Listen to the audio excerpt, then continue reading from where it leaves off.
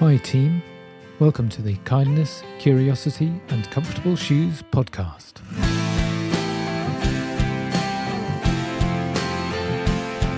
My name is James McFetrich and this is an ongoing toolkit for all healthcare staff.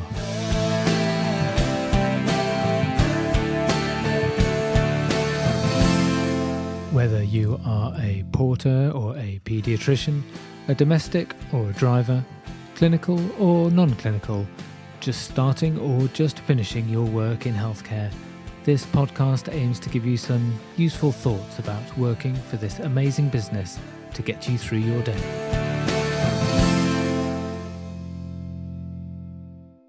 Before we start today's episode, I'll be so grateful if you could do one thing for me. If there is anything in these episodes that helps you in your day-to-day work as a healthcare worker, please tell your friends and colleagues so they can benefit from it too. I'd be so grateful if you could do that to really help grow this podcast. Thank you. Welcome to this bonus episode of the Kindness, Curiosity and Comfortable Shoes podcast. This is a compilation of episodes 4 through to 10, so you can listen to them back to back without having any changes on your podcast app. So we're going to be covering sleep, change, complaint, joy, feedback, legacy, and night. I hope you enjoy this. As always, please let me know how you find these compilations, if it is a best way for you to catch up on things you might have missed. This episode is all about sleep. To sleep, perchance to dream. I'm fairly sure that's a quote from Hamlet. And I think of that, that moment when you get into bed, you're tired, but you know you're going to sleep well. Maybe you don't have anything on the next day to get up for. You settle down, turn the light off. But then those thoughts come in. Oh God, those thoughts about what you've seen today at work, what traumas you might have witnessed, if you're treating patients, what might you have done better, what's happening with them now. So difficult to try and stop those thoughts because we get so involved and tied up with the clinical work that we do. So I thought it really interesting to just have a little think about sleep and its relation to healthcare work. We all know that sleep's important to function well at work. I remember during lockdown, just when online seminars were really starting to big up, there was a specific seminar for NHS staff in the UK about sleep. And I thought, oh, this is good. Clearly we're not sleeping very well. Lots of things going on in work and outside of work. And it was horrific. There was a good 3/4 of an hour where the people running it were just telling us how important sleep was, which is great, but mainly by saying how bad it was for you physically and mentally when you don't sleep well. Very little on how to try and improve this, but just telling us all these horrible statistics about the effect on your physical and mental health when you sleep badly. And I guess that's the difficulty, that it's so personal to us. How do we improve our good night sleep when there's so many factors that may be affecting it? Well, clearly it's a massive topic, and I don't want to get into the full issues about how to get a good night's sleep. I think it's probably beyond this podcast, but I do want to focus on sleep issues that are related to work. And as I think I said before, I am planning to cover the specifics about doing night shifts, and I'll involve sleep relating to that later on in a separate episode. For those of you who are interested, maybe you've not thought about it before, easy to search up stuff on the internet, but very broadly, the kind of things to try and make sure that you are giving yourself the best possible option to sleep. Getting into a good sleep routine, often called sleep hygiene, finding ways to relax and unwind at least an hour before you go to bed, getting comfortable with mindfulness, and that can help if you wake during the night, as well as getting off to sleep. making sure your environment for sleep is good for you, and not forgetting the effect of diet and exercise, which clearly has a massive impact on sleep. It's definitely well worth the time having a look at those simple things if you do have issues with sleep. But like I say, I want to focus on sleep and work in healthcare. So for myself, I've had a really interesting relationship with sleep. I guess it's probably not too much to say I come from a family of bad sleepers. My grandparents on my dad's side were of the generation, if you couldn't sleep, you'd go on benzodiazepines to sleep, just as a very routine thing. My mum has always been an early riser, and I don't think she'd ever call herself a good sleeper. And I probably have a similar pattern to her. I can sleep well. I do like a lie-in, but often my brain will wake me up early. As far as work, well, when I started work in healthcare, that was in the late 90s in the UK, and that was in the bad old days of 56-hour weekends. Turn up to work Saturday morning, 8 a.m, and you'd finish Monday afternoon at 4 p.m. Couldn't leave the site. Clearly that would cover 2 nights, and one of those nights you'd be on call, where you'd get next to no sleep. It was just busy the whole time. And the other night you were second on call, so only called if it was particularly busy, which of course most of the time it was, and you may get 3 or 4 hours interrupted sleep. That was my introduction to working life, and trying to navigate being able to work and sleep, although clearly that sleep, when it did happen, it was usually in an office on a chair, not very good quality sleep. And that carried on for a few years. I can remember when I did anaesthetics and we were on the cardiac arrest team from an anaesthetic point of view, and we'd often get a number of calls through the night, both for cardiac arrest and for anaesthetic duties. I remember one night being so tired, and I think I'd got to bed at about 4 a.m, that time at night where your circadian rhythm is right down low. It's really difficult to focus, and I very quickly fell really deeply asleep. And then I dreamt that I'd had another cardiac arrest call, and shortly after I woke up, and I wasn't clear, was that real life or had I dreamt it? So I phoned up switchboard to ask if they'd just put a call out, which indeed they had. And so I had to do as we had to, just get up. We didn't have to get dressed because we were already dressed in our scrubs, but put some shoes on and run off to the call. I don't know how many people listening still have the opportunity to sleep in hospital while at work. I think it's far better to think of it as potential rest rather than sleep. It's so difficult to sleep in that environment. Later on in my career, I was on call from home, and that started off as 1 in 5, and always felt that I slept badly. Often wouldn't get in till after midnight, and then it was always restless, never a good quality sleep. And that's really tricky to manage as well. And if anyone has any good ways of trying to sort of manage those types of sleep, whether you are at work and there for long enough that you have that potential for rest during the night, or if you're on call from home, please do get in touch, because I'd be really interested what people's solutions are to that. I thought I'd talk more about what is common to the majority of people, that focusing on sleep at home where you don't have any work commitments, and how when you're trying to drift off to sleep, like I said right at the start, about how you get your focus away from work. Because as I described right at the beginning, it really is that sense of, yeah, I'm fine, I'm relaxed, I'm settled. And then as soon as the quiet of the bedroom and it's dark, it's so easy to start running through the day. So a few things that I've picked up over the years. None of these are easy, but hopefully some of them may help you, and you can add it to your toolkit for how to cope with these kind of things better for yourself.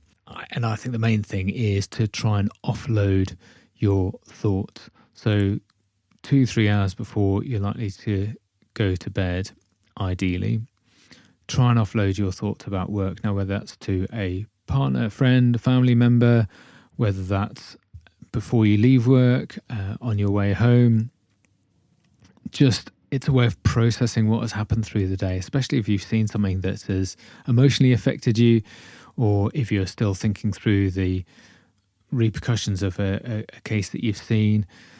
Then we just need that opportunity to think through it, and it's so much easier with someone else. And the other person, often they just need to listen. Now, I'm probably not very good at doing this for my wife, just sitting there listening because I want to try and solve things. But often all we need to offload is just a sounding board. They don't need to comment. They don't need to praise what you've done. They don't need to solve. It's literally someone to talk at. If you haven't got that person, or maybe this would suit you better, just writing those thoughts down about what is on your mind. Either way, the important thing is to make sure that you set aside time to do this and make that part of your routine if you are struggling to sleep after a day at work. Other things that may be on your mind are a list of things you've got to do, especially again if it's patient related or you've got a busy day coming up. So writing a to-do list, so you can just put that to one side, that these are the things I have to do, and you don't ruminate them while you're trying to sleep. Another thing along similar lines is writing a gratitude list. So we so commonly focus on the negatives. Actually, writing a gratitude list can help you think more in a positive way, and that will be less intrusive while you're trying to get to sleep. Any of those things I think are really helpful. I'm clearly going to advise against putting any of this stuff on social media, but I know some people do, and I think that's the weird world that we're in, that feels maybe appropriate, but clearly you don't want any patient identifiable information out there in the real world as a way for you to process things. And also, once it's out there, I guess there's going to be that desire to get feedback and comments from people on whatever social media platform, and that also will mean that you're less likely to finish processing this stuff before you go to sleep. They're just a few thoughts that may or may not help you. Have a think about it. If you do have difficulty sleeping, if you know you have sometimes where you get to bed and you're still processing things from work, have a think about how you can try and solve it. In the show notes, I'll put a couple of links to things that explore this in a bit more detail. And one thing where we can really help ourselves is some self-help cognitive behavioral therapy. That's really useful for trying to uncover those recurrent intrusive thoughts that threaten your sleep. And it's clearly not going to be as good as CBT directly with the help of a professional, but a lot of those techniques we can start ourselves, and you may want to look that up to try and help. The final thing I'd recommend is meditation. I used the Headspace app for a number of years, and just a way of focusing your mind to unfocus it, if that's not a contradiction in terms, but just thinking about how we are aware of our thoughts and how we can help understand how our brain processes that information. Meditation is very much focused on that, and it's not always easy to get into that way of thinking, but it may help. And again, I find that really helps if I do wake in the middle of the night and my brain starts ticking over about stuff, just to try some of those meditation techniques to help you appreciate how thoughts are coming into your mind, but also they can just drift away as well. I really hope that helps. If nothing else, have a think as a result of this about how you may manage your sleep, and hopefully there are a few hints and tips there that you may want to think about a bit further and try and see if we can get that well-needed good night's sleep. In the very first episode, the episode 0 for the podcast, I mentioned how I had recently achieved 25 years in healthcare.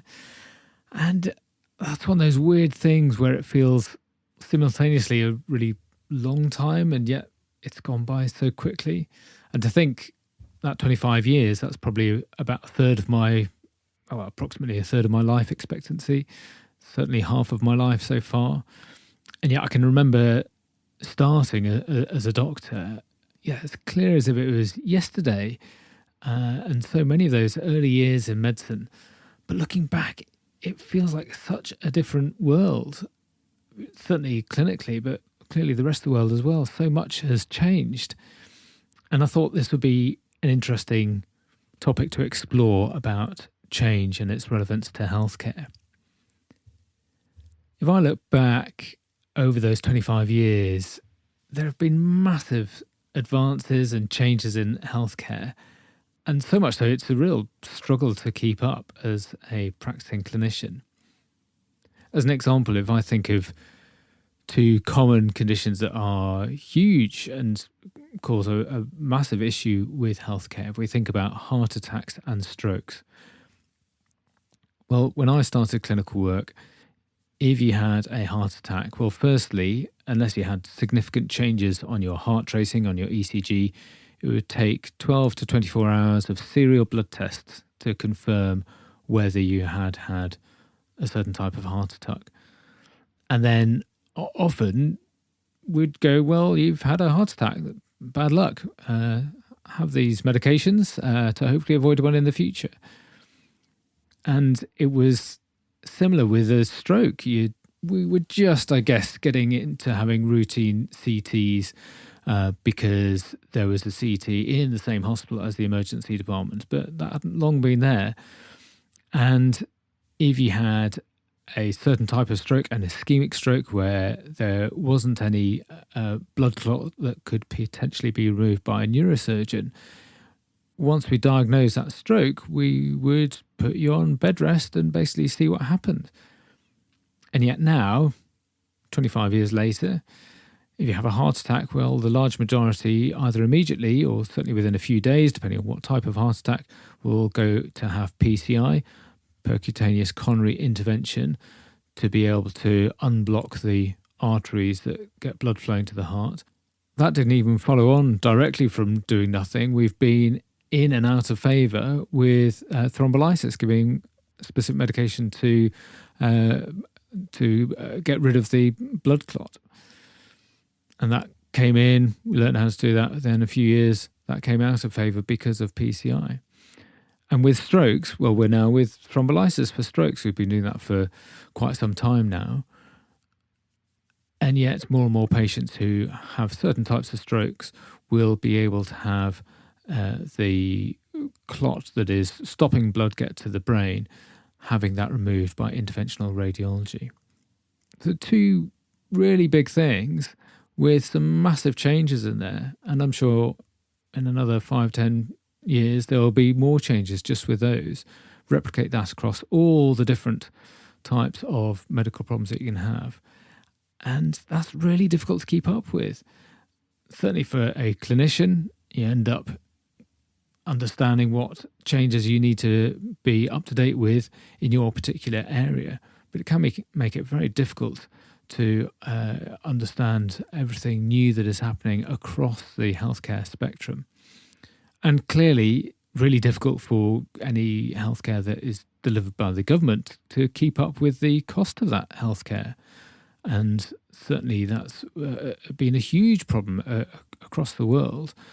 And certainly where I work with the NHS, that has been a massive problem that has certainly contributed to some of the issues that we have. But change is here. Change will keep happening. We're never going to be standing still. We don't want to be standing still. But with that change becomes a lot of frustration. I think of the organisation of healthcare that I have witnessed in the United Kingdom, and it feels like it's gone pretty much full circle.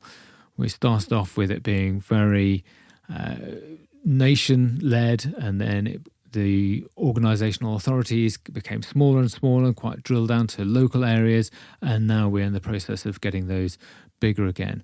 Just in 25 years, I can think of the different organisations that we've had. We've had strategic health authorities, regional health authorities, then we moved to foundation trusts, and since then we've had accountable care organisations, primary care trusts, clinical commissioning groups, integrated care boards, all of those things in a relatively short period of time. And the machine that needs to change and keep up to speed with that is massive, and the money that goes into those changes is just huge.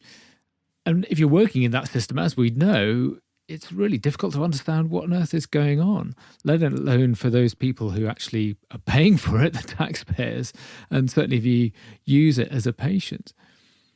And maybe, and this is perhaps the advantage of looking back and seeing how much change there has been, maybe I'm old enough just to let it wash over me, and I worry less about it because I've seen similar changes before. I can remember when I started as a consultant and we had concern about recruiting to a particular grade of doctor, and it was going to be really difficult and our rotas were going to be empty. And funnily enough, within a few years, we sorted that out, and it was a different grade where we had problems recruiting to. And then it was nursing staff we had difficulty recruiting to.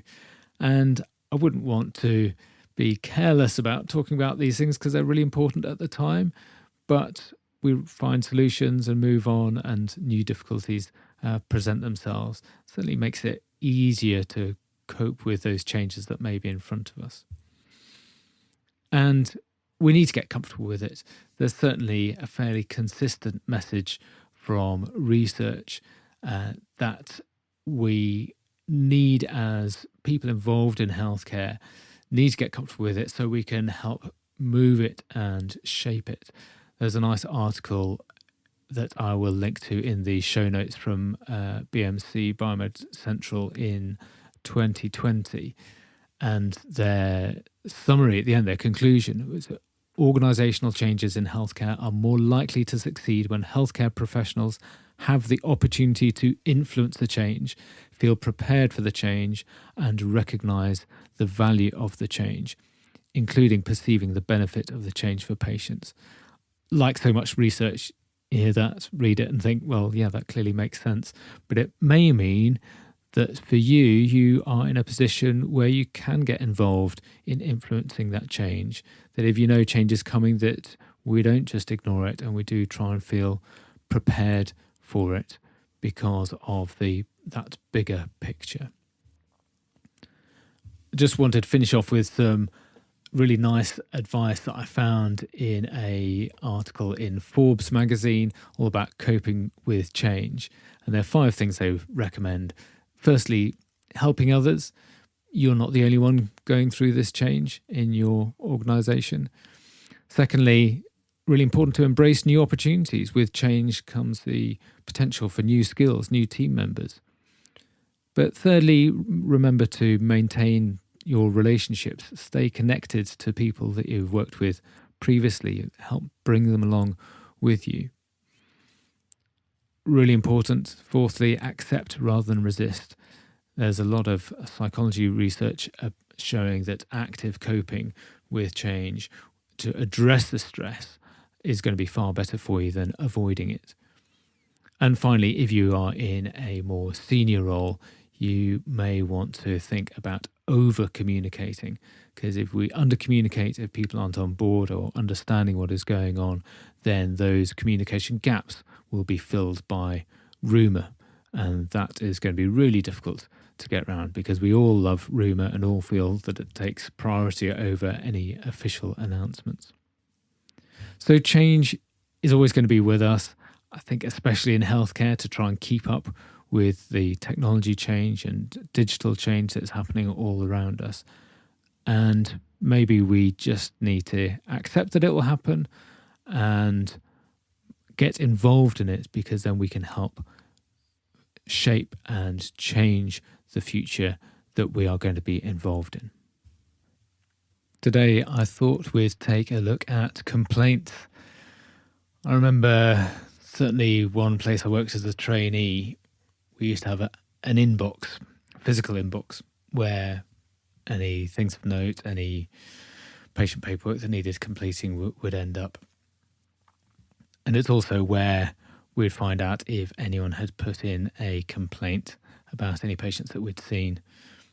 And naturally enough, we'd dread looking in there to see if there was a complaint. It was just so impersonal. There's no guidance, literally just a photocopy of the patient's notes with a letter on the top from the secretaries just saying, can you respond to this complaint?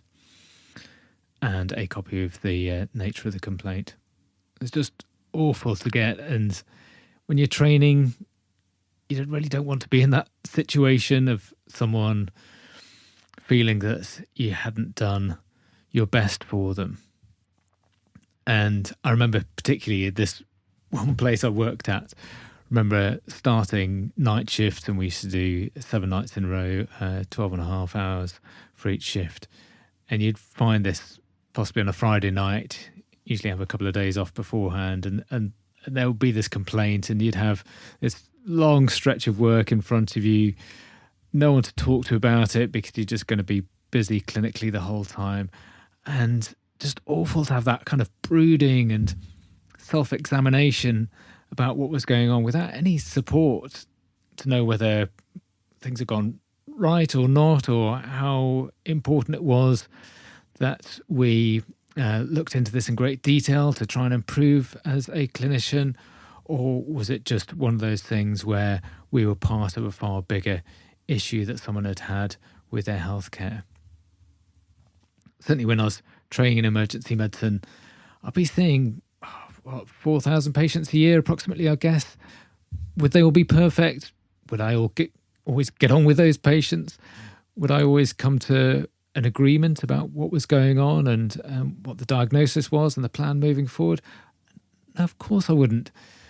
And that's the nature of complaints, that they can range from a disagreement about how a consultation was managed to a personality clash to those things we actually want to find as a genuine, bad, unsafe and dangerous practice. But if anyone has an issue, it's really important that we do find it, even if it is just a perhaps more minor disagreement about a consultation. Looking through some statistics in the United Kingdom, in the NHS, these stats are from a few years back, but there were just over 200,000 written complaints to the NHS in England. But as a proportion of the contacts, there are over 300 million primary care contacts each year.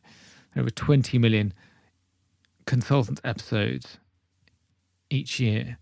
So a huge number of contacts, and actually a very small, proportionally number of complaints. But sometimes that makes it worse, doesn't it? If we do get that complaint in which we are named or we've been part of that patient's care, it suddenly does feel really, really personal. When I was a consultant and having to look into investigating the complaint and finding out what had actually happened, there's that sense of trying to find this universal truth, what actually took place. And it's impossible. There's always going to be that different recollection of those people involved. And when you're going through something, whether you're experiencing it as a patient or as a family member or a staff member, you only naturally see things from your perspective. And that may well be quite a stressful environment or a new or a different environment. And when we're recollecting that, it's never going to be perfect. And so as soon as a complaint is made and we're looking back, we're dredging our thoughts and memories to what actually happened and comparing these different perspectives that went on. And there's the argument that we have the clinical notes that should be contemporaneous and reflect the most accurate record. But we know in real life that's not always the case, that they are always containing exactly the relevant information. They may not be completely contemporaneous because they're written half an hour after certain episodes have taken place. And they clearly don't always record the tone or the attitude of what was happening. And then there's the nature of error. And I'll discuss that more in a future episode, I think. error is multifactorial. If someone makes a complaint, often there is that sense of there must have been something that has gone wrong, and therefore we must find that thing that has gone wrong. But so often, as we know in day-to-day life, there's so many things that happen, so many interactions that we have with people just in normal everyday life. It's really difficult to pin it down, and it's probably wrong to pin it down to one specific person, one specific problem. And even if it does seem as if it's coming down to that, well, we all have good days and bad days. I know certainly for a complaint that I was involved in happened when I was on night shift. And on a night shift as a consultant, massively increased pressure as the most senior doctor in the hospital, far less capacity for other people to take on that increased workload. There's a flip around of my body clock. But also it's the same for all the staff that are around me, and also the same for the patients and families. They are tired and maybe disorientated about what's going on because of it happening at night. So there are always other things that are happening that may be contributing to error or complaints. And we know that complaints will happen, and hopefully we all work in a system that will look into it. And when I used to look into complaints and it would head up investigations, I used to dread those meetings, those face-to-face complaint meetings. I would naturally be very protective of my team. I never wanted to accept that we, as a team, may have caused a problem. And yet, clearly, to be able to investigate it fully, you need to be very impartial and make sure that we are looking at all the aspects that have been mentioned in the complaint, to make sure we really are leaving no stone unturned, to make sure we're looking at this absolutely at face value. But then I get to those meetings and 95% of the time, the issues were resolved quite satisfactorily with just an explanation, definitely having an understanding of the patient's or family's perspective that perhaps wasn't appreciated very well at the time. And in general, people want the system or the individuals involved to learn from the episode. We can't change what has happened, but they genuinely want it to be something where we can learn and use that episode to improve our healthcare. So how do we learn? How can we improve our response to complaints? How can we try and prevent them? And I'm thinking of this from both sides, from both the patient and family members' side as well as the staff. So fairly recently, the London School of Economics published an article in the BMJ Quality and Safety Journal about healthcare complaints analysis. And it looked at the different areas and narrowed them down to 3 areas as a suggested way of looking at how to analyse complaints. So each area being clinical problems, management problems, and relationship problems. And then for those 3 areas, they're broken down a bit further. So for the clinical problems, looking at the quality of the clinical standards and of the healthcare staff behaviour, and looking at safety to see if there had been errors or incidents possibly related to staff competencies. The next area was management problems, issues that relate to the environment and organisation. So there are those environmental issues, the problems with facilities, services, clinical equipment, and including staffing levels in that. And then secondly, in management problems, there's the institutional processes, those bureaucratic problems, things with waiting times, accessing the right care. And then finally, there are the relationship problems, specifically thinking about the behaviour of staff. And even that can be broken down into listening. Are we not acknowledging the correct information from patients? Are we disregarding what we're being told? Communication, both written and verbal. How are we communicating from healthcare staff to patients? And finally, in relationship problems, those respect and patient rights issues. Have we been violating patients' rights? So I think that's a really nice way of looking at how we can analyse complaints and may help us think about how we can process those issues ourselves.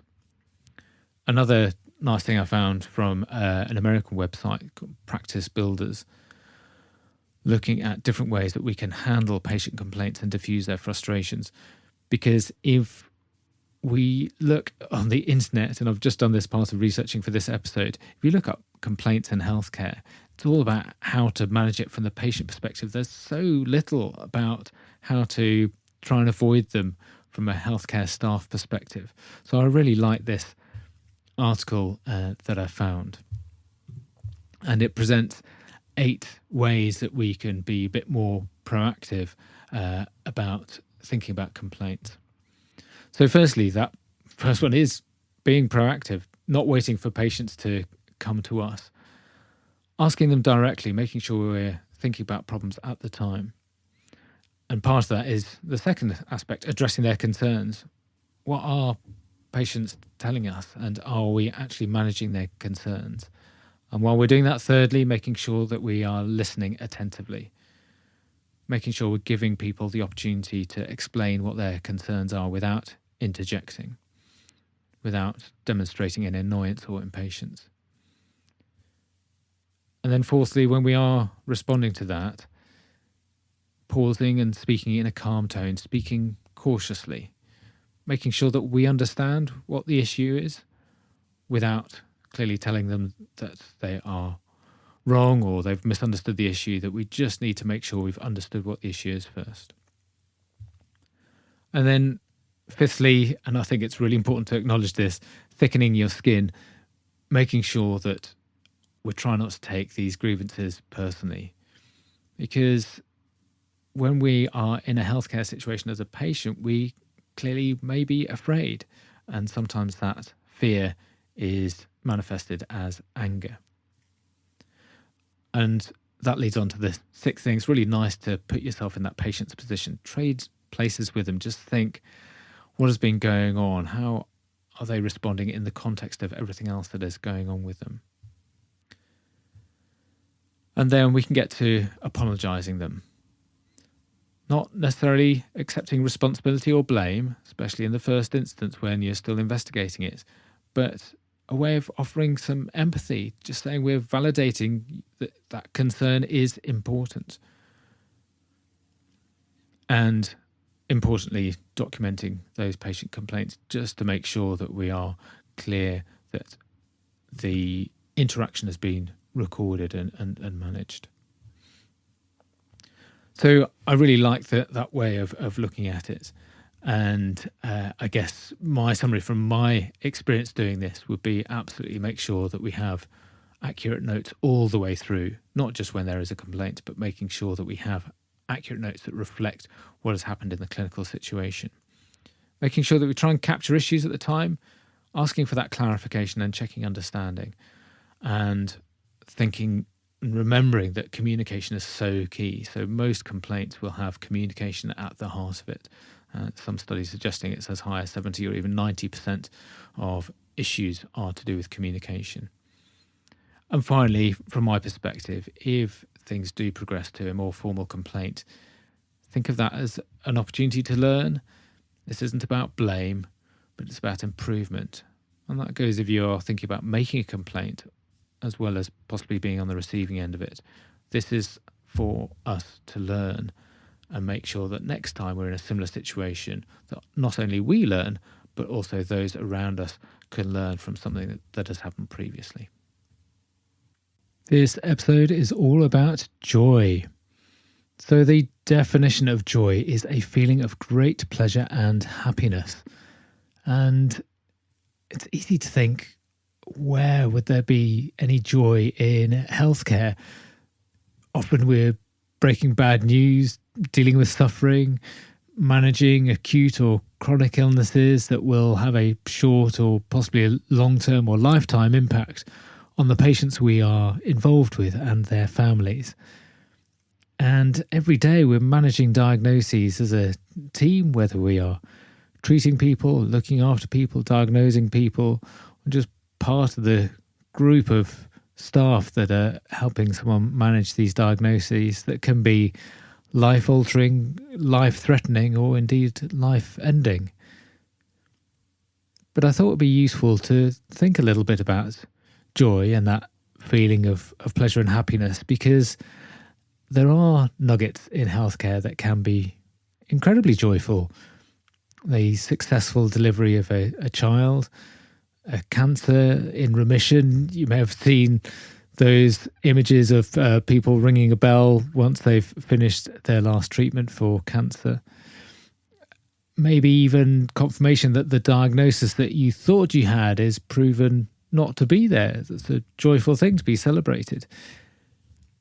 And even in those really most desperate times, when we know what the outcome will be, say in palliative care, being able to help with someone's last wishes, and the joy of perhaps sharing a laugh or a joke with a patient or someone's family just to brighten someone's day. And it's not necessarily inappropriate. Obviously, the timing needs to be right, but there can be joy in all aspects of healthcare. However, sometimes we need to be perhaps more aware of it, and sometimes maybe try to make it a little more obvious. For myself, I have to say, and maybe it's my Britishness, I always feel a little bit uncomfortable if there is joy that's outwardly experienced at work. Say, for example, when I'm truly thanked and someone comes up to me and says, "Oh, thank you so much for something that you've done," I really just tend to brush it off. I can't kind of cope with it. Well, it was nothing. It's fine. I'm just doing my job.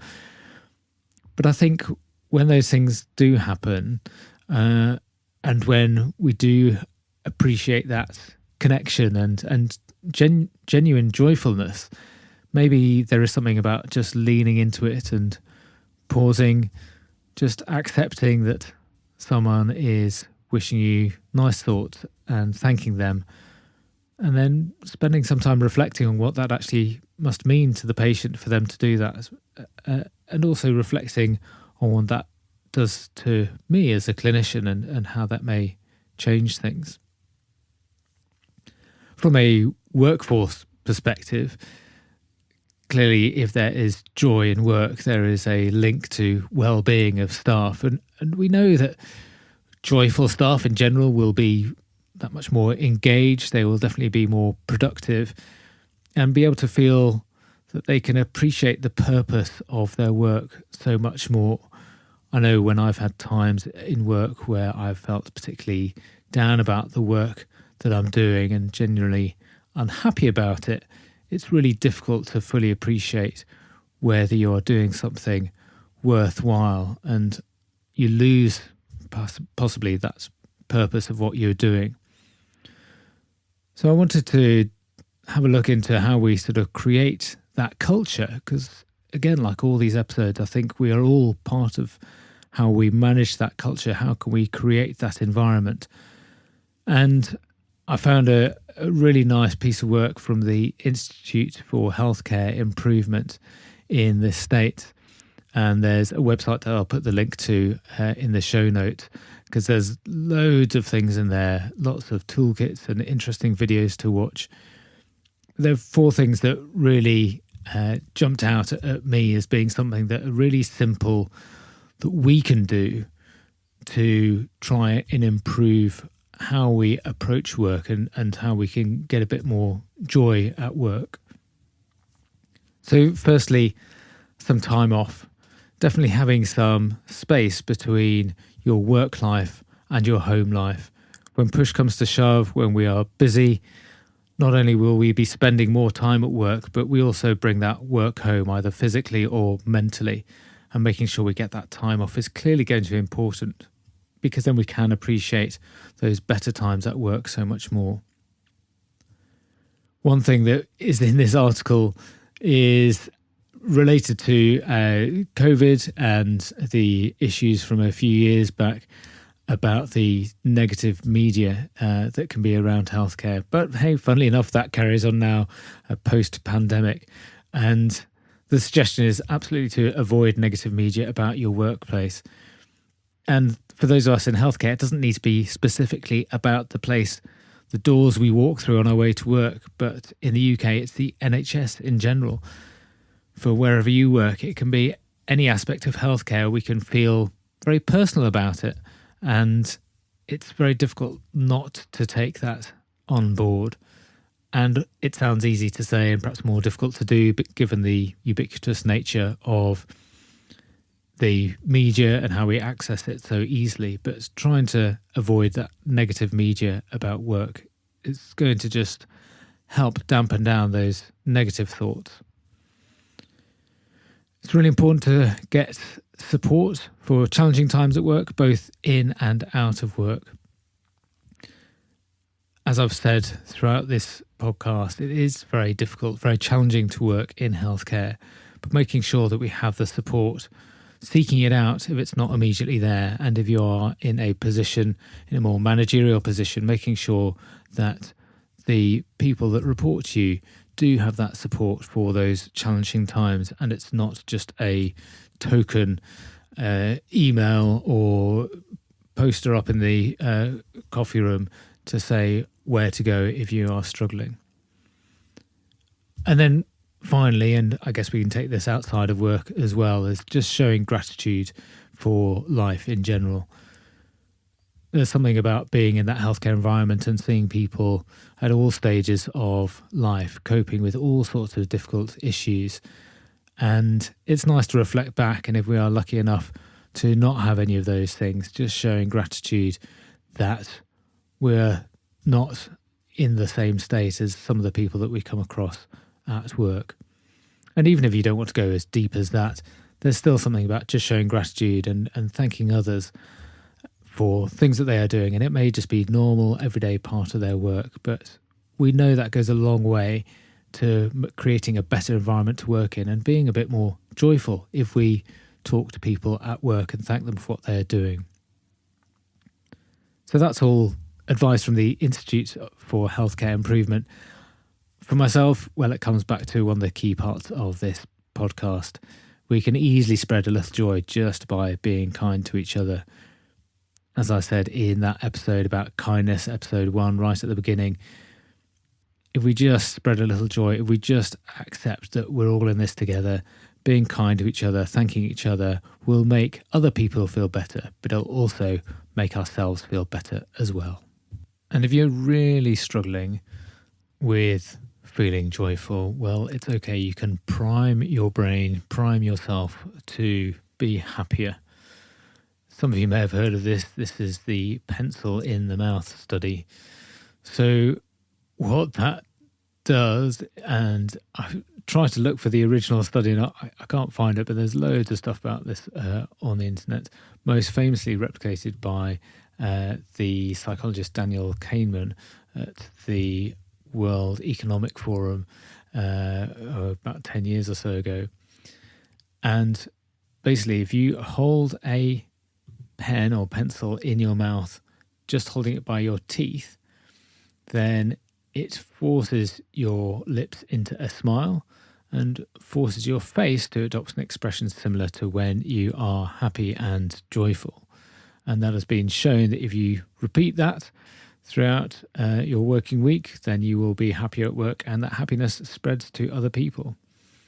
The flip side of that is that if you hold the pen or pencil vertically in your mouth, so you're just holding the tip of it with your lips and your teeth aren't touching it, that forces your face into a frown. And the outcome of that, funnily enough, is that you are less joyful and less happy.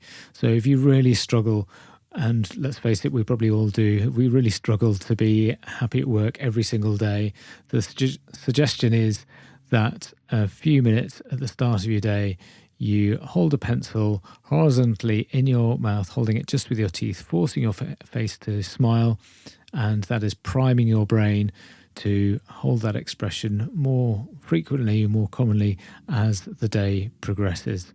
So there's some food for thought for you to try and be more joyful at work.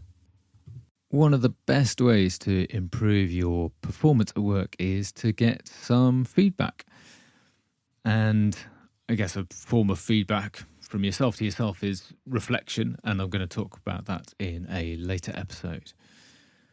But some form of feedback, whether it's from yourself or from others, will always help you improve, and there is always room for improvement. I really feel we should always strive to find out how we can do our job better.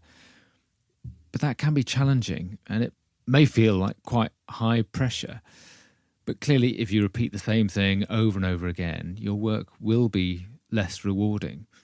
So it's nice to think how we can improve. How can we use our skills in slightly different situations?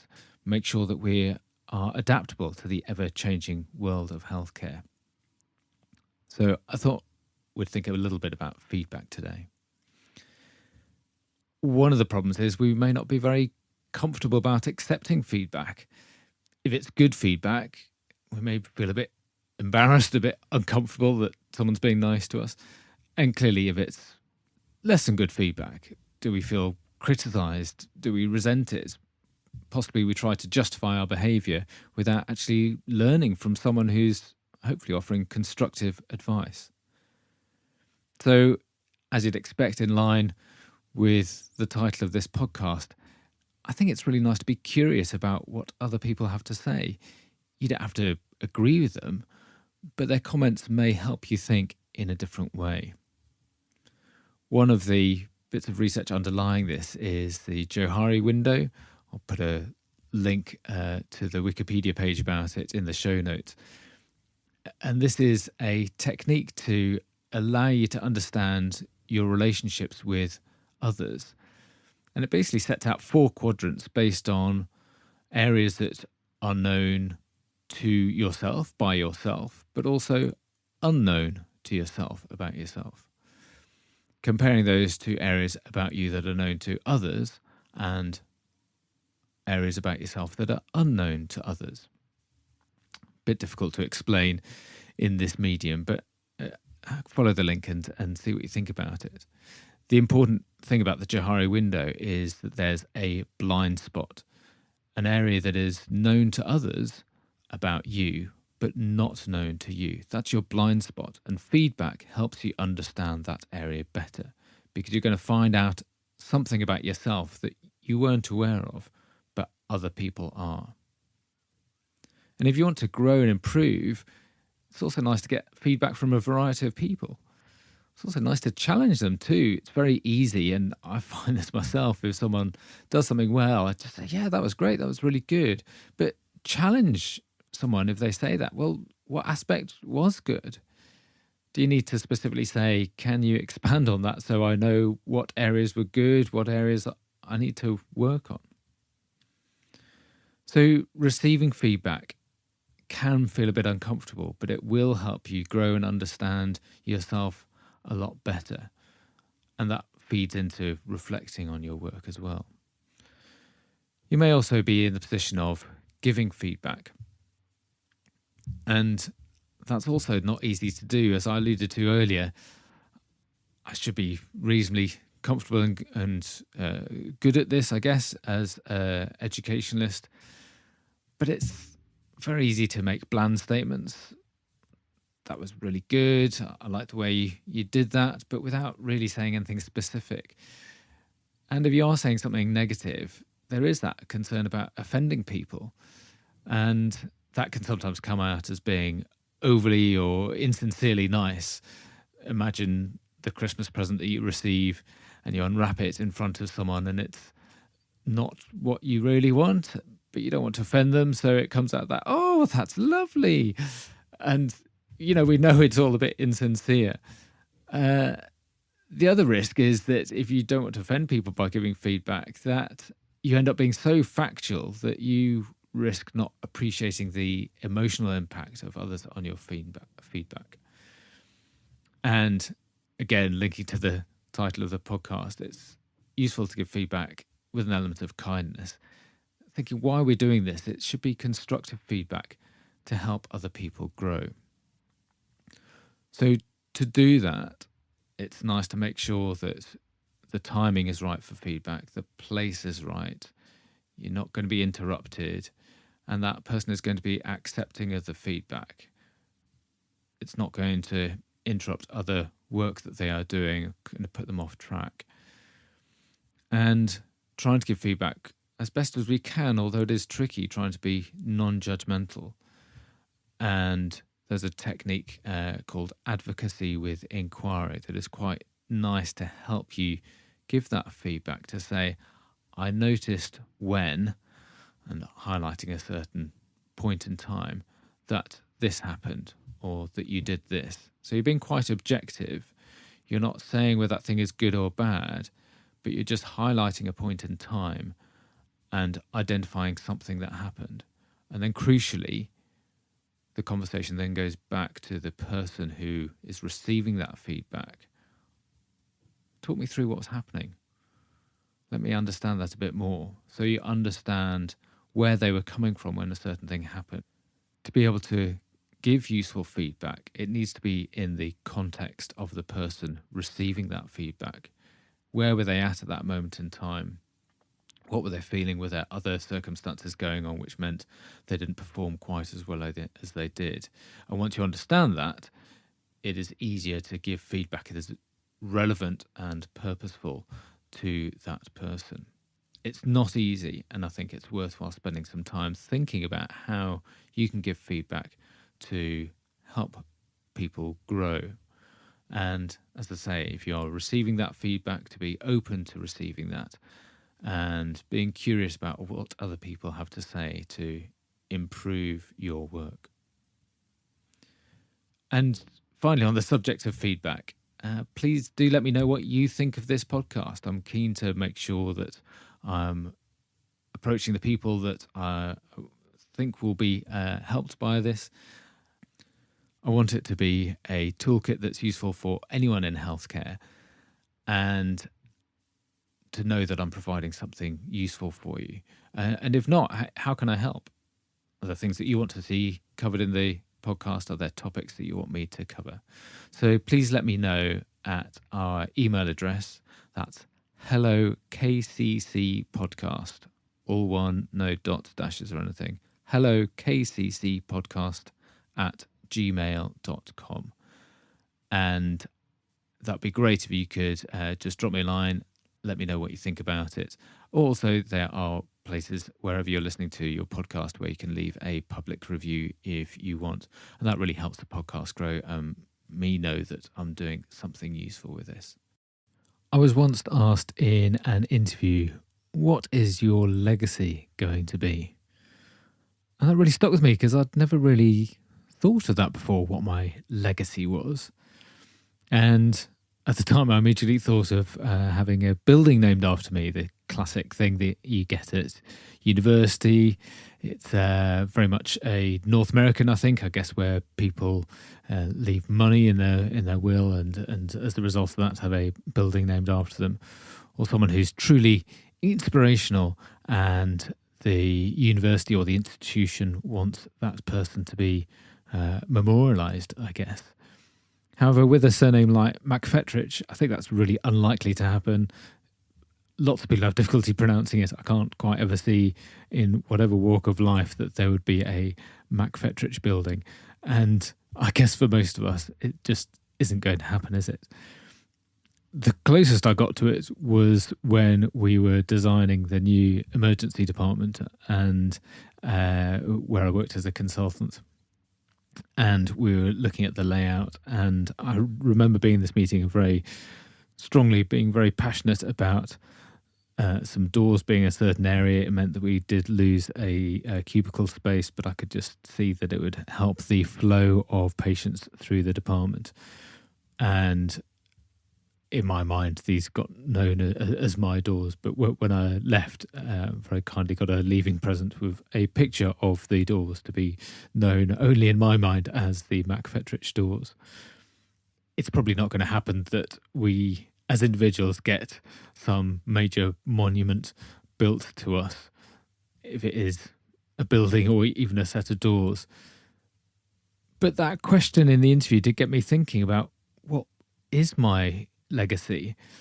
I know I've had a few people kind enough to say that they have remembered a few things that I have said, pointers to better practice or the way I help them with individual patients. But none of them stuck out in my mind. I was just doing my job, and maybe there are equal number of people thinking that I didn't manage things very well. And I guess it's the difficulty with a legacy. You never quite know what it's going to be. You never quite know who you are role modeling to and when that's going to happen. And I look back about my thoughts about the people that I've worked with, and there have definitely been some good and some bad role models. And their legacy, if you like, is the things that I've picked up, or definitely not picked up. It could still be a legacy in that form. There are people whose behaviour I've absolutely made sure I've not followed because I've not agreed with how they have managed certain things, how they have behaved in certain situations. And there are others who I may have picked up good or bad habits, I guess you could think of it. And thinking back over those people, I can think of a chief executive who struck absolute fear into anyone. The rumours that went round when they were in the department, everyone behaved differently. There was an absolute culture of fear in that one place, and that's clearly not a good thing. And there are other people who, perhaps looking back, certainly I can think of a few nursing staff I've worked with who look back and think the compassion that they showed, the way that they interacted with patients, I was just absolutely in awe of how they managed that, as well as running the department or managing the particular clinical skills that they had. And there's definitely something about that ability of learning from others, regardless of what that role is. And for all those individuals, they are leaving a legacy in some form that I can think of specific people who have made me think in specific ways that have improved my practice. I found a really nice article about this, focusing more about role models. And actually, it's from research into fostering by an American lady called Marilyn Price Mitchell. And she did some research into the qualities of positive role models. And I think these are so relevant in so many different areas, but absolutely in healthcare. And I love this. I love learning from different areas of life and how they can make us think in a slightly different way within healthcare. So these 5 qualities are, firstly, a passion and ability to inspire, really focusing on that dedication and that ability to give back to people. And clearly something that you'd naturally see as something that you'd expect in a role model. Secondly, having a clear set of values, and that role models will demonstrate their values by their everyday actions. And that certainly gets me thinking, do I know really what my values are in life? Do you know what your values are in life? And are you demonstrating to those people around you? Thirdly, the commitment to community, and that sense of being focused on others rather than being focused on yourself, and being active in your community at work. How much do you want things to improve and develop? How are you getting involved with things, perhaps beyond the scope of your day-to-day work, but because you are interested in wanting things to progress? Fourthly, that selflessness and acceptance of others. And a massive change in what I've seen in the health service and in the rest of the world over the past 25 years.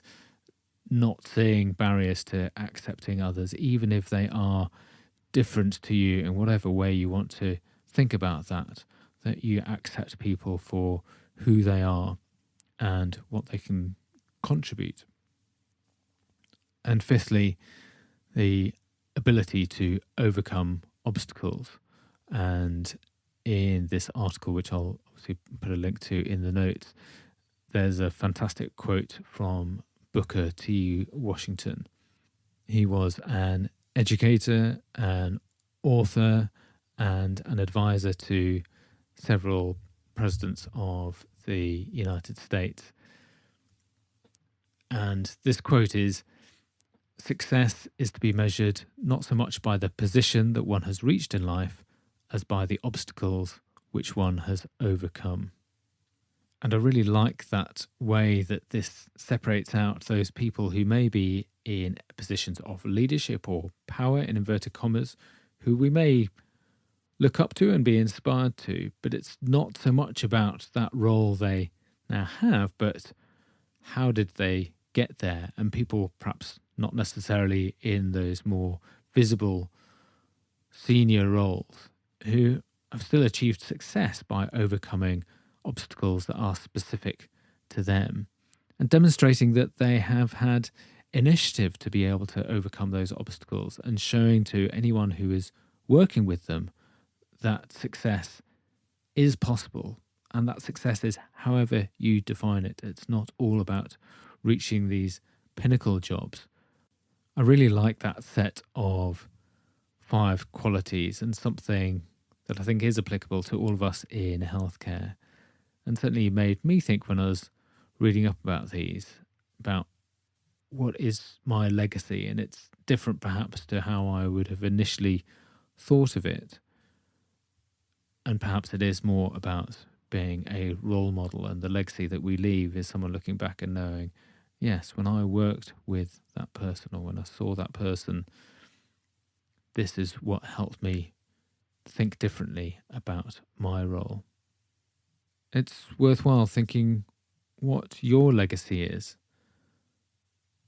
What things are you passing on to other people, whether you are doing that consciously and highlighting ways in which you are responding and interacting with others, or far more likely, it's actually an unconscious thing by your behaviors and the way that you interact with other people and go about your day-to-day work, that other people will look at that and take those good and useful behaviors and start to mold how they work in everyday life.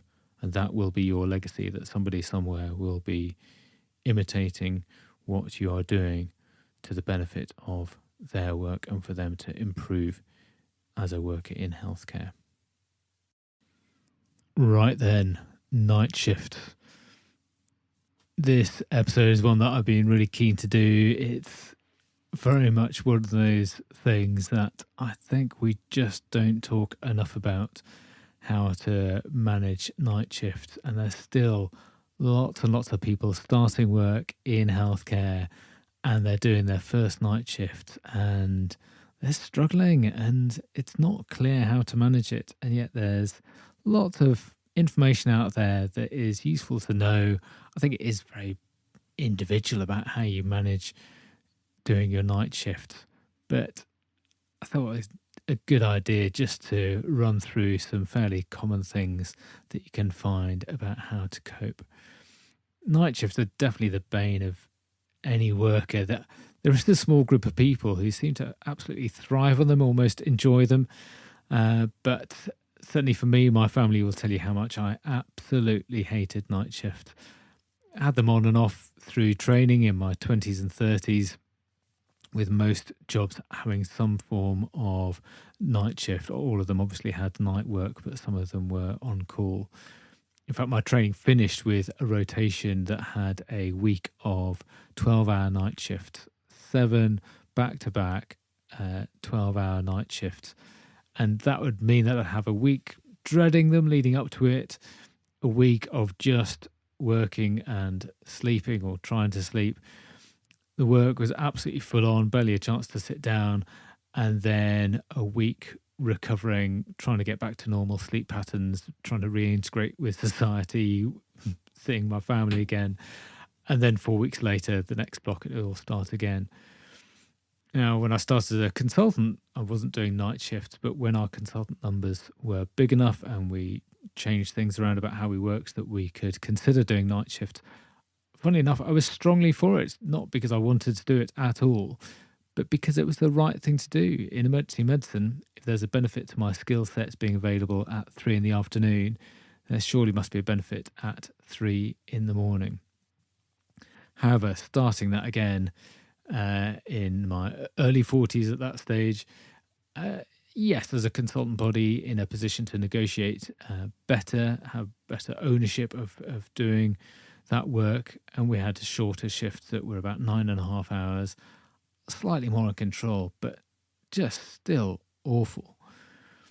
So there was nothing really that I found that helped me at that time, and luckily things have changed. So this is a bit of a summary, things that I think are helpful with some thoughts and some resources, but I'm sure you'll have your own, and please feel free to share those on the social media post about this podcast or at hellokccpodcast@gmail.com. I'd love to hear your thoughts about this.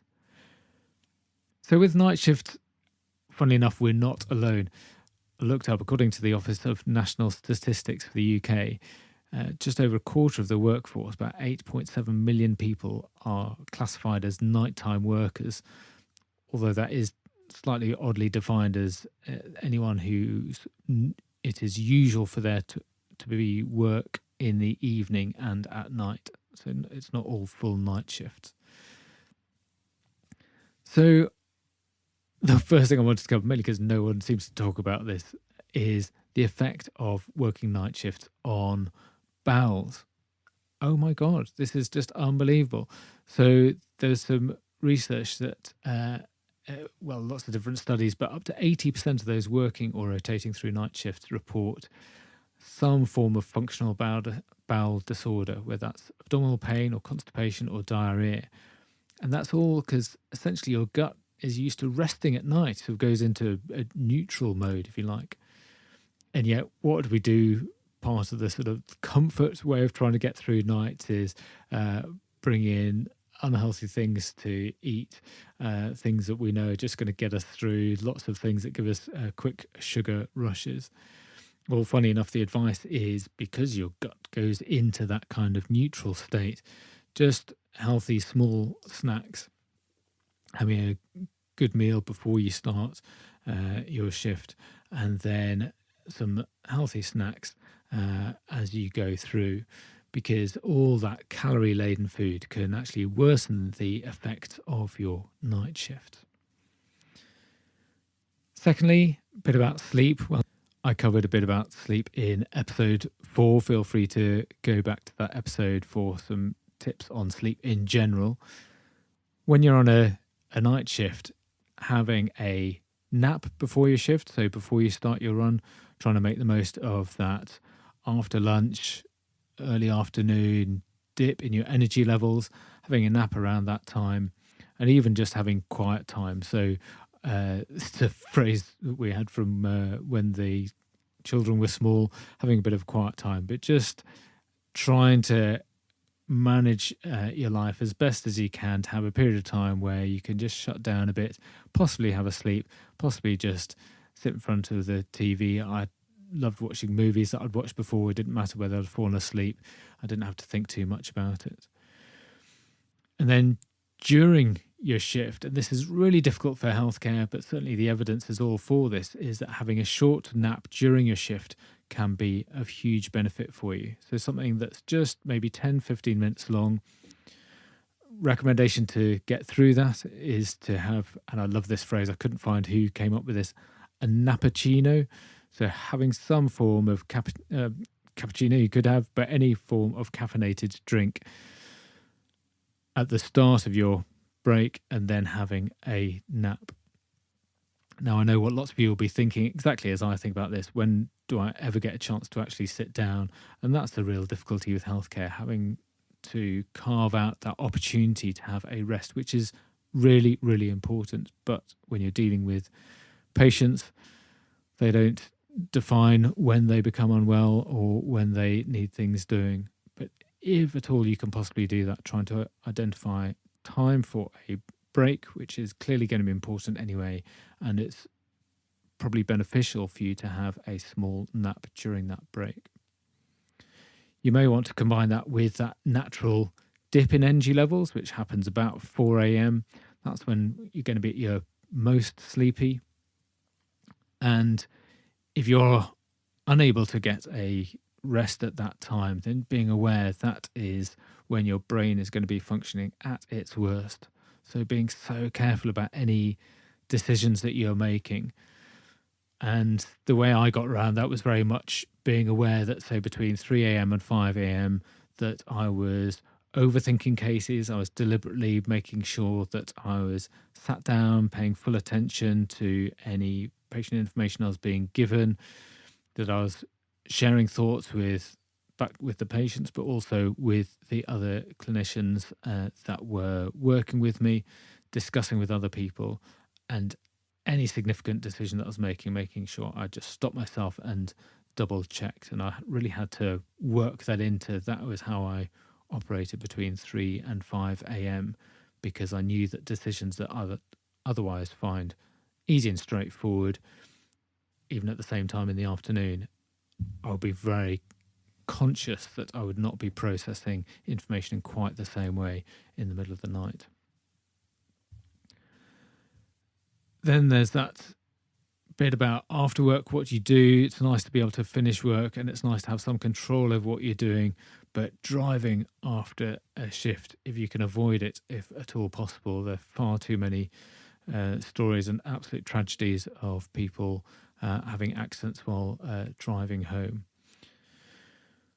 And then once you're home, in theory, getting straight to bed to rest as much as you can to maximise that time where your body and brain can rest and hopefully sleep.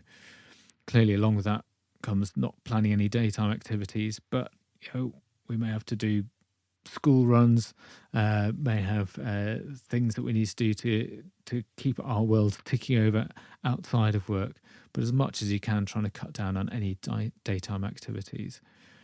And at some point before you go back to work, some kind of exercise or fresh air after your rest. Now, I'm a runner, I like running, and I just know that it's so beneficial to get out and run, but I would not feel like it at all. So I'd have what I would think of as a shuffle that I would try and do maybe just a mile or two, where I would not be running in the grand scheme of things, but doing a shuffle. So I was getting some kind of exercise, something that was some physical activity that would help me. And then finally, and I know I'm rushing through these, but there's so much about night shift, thinking about your recovery after your run of night shifts. So some kind of short sleep as soon as you can, then forcing yourself up after a few hours. And I used to set an alarm after about 3 or 4 hours sleep and just use everything I had in me to drag myself out of bed, because it's just so easy to stay around, keep your body on the clock setting of working a night shift, but you need as quickly as possible to get back to normal functioning hours and focus on getting a good night's sleep that first night, proper night, after you've finished your shift. So going to bed at the normal time. But that means having a day that is just horrible and you feel disgusting and you just want to sleep. But that's another key time to be up and out and getting some fresh air and doing something. And acknowledging that it's going to be at least 2 nights sleep to recover from that. That's often what is written in the literature. I would say it's a good 4 or 5 sleep cycles before you start to feel a bit normal again, and being conscious that you may have a couple of nights sleep and recover, but then if you go straight back into another long day, another day of hectic things with your family, that's really going to take its toll. I hope that's a useful run through, very much a rattle through lots of different things that may or may not be helpful. There's loads of stuff on the internet about it, but I think the best summary I found, which I based these tips on, is from the Association of Anaesthetists. some really nice tips working, and I will reference that in the show notes if you want to read that a bit more. But a quick Google of night shifts or help for night shifts, there are lots and lots of resources. I would flit around and try and find the thing that makes most sense for you. But I hope that was useful for you in thinking about how to tackle night shifts. Thank you for listening today. Let me know what you thought about this episode. I am on @JMacEducation on all the socials, and there are links in the show notes for anything that we've talked about today that may be of interest or further reading for you. I'd be really grateful if you could rate, review and subscribe. And most importantly, if you found this helpful, please tell your colleagues about this podcast. So please take care of yourselves out there. You are doing a great job. And remember, be kind, be curious, and don't forget your comfortable shoes.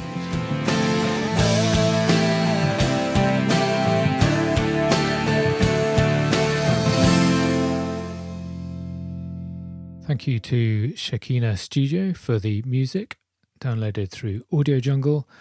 Thank you to Beth for the artwork and the photo, produced through Canva. And thank you to Buzzsprout for hosting the podcast. The Kindness, Curiosity and Comfortable Shoes podcast is a JMac Education production.